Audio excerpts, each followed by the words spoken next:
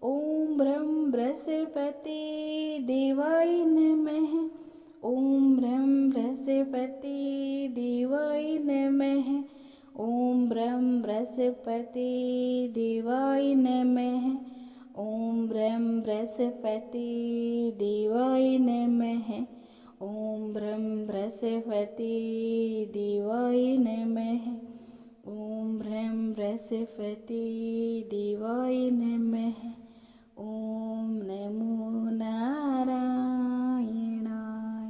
हरि ओम नमो नारायणाय। हरि ओम नमो नारायणाय।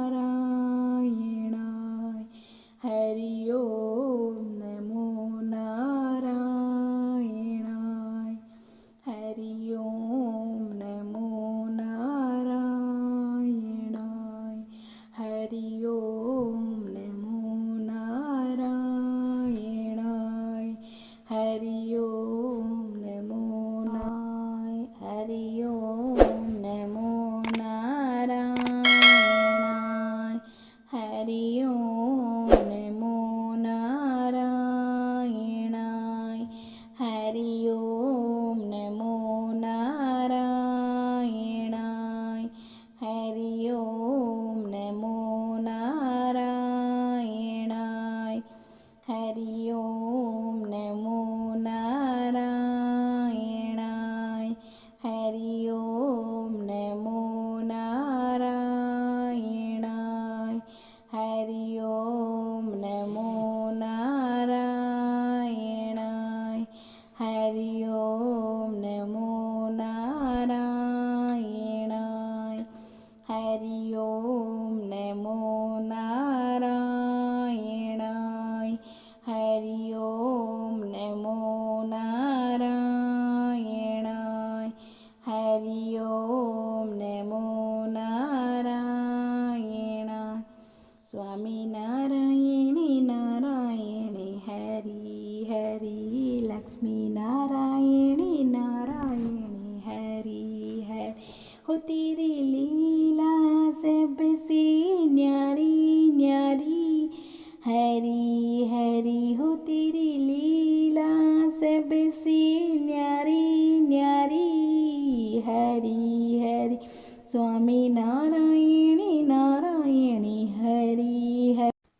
हरि हरि लक्ष्मी नारायणी नारायणी हरि हरि। स्वामी नारायणी नारायणी हरि हरि।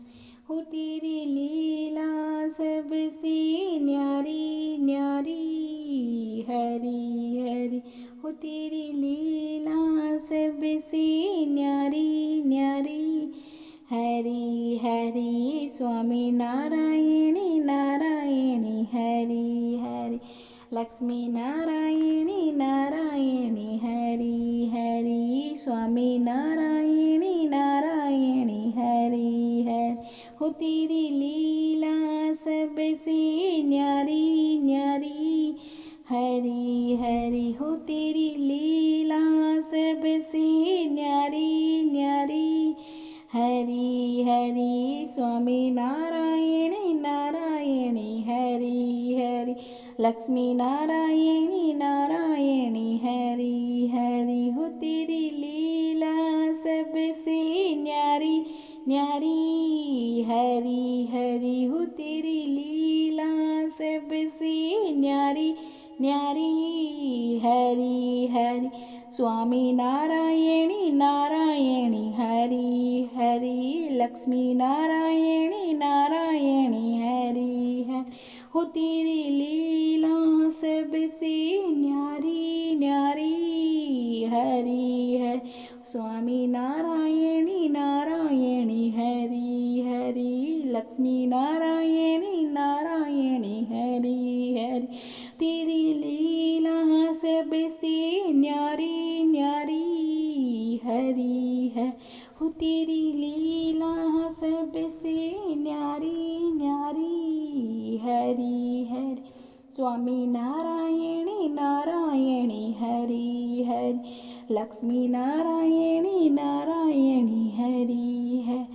स्वामी नारायणी नारायणी हरि हरि, सब में नारायणी नारायणी हरि हरि, कृष्णा नारायणी नारायणी हरि हरि, राधे नारायणी नारायणी हरि हरि, कृष्णा नारायणी नारायणी हरि हरि, राधे नारायणी नारायणी हरि हरि, गोविंदा नारायणी नारायणी हरि हरि।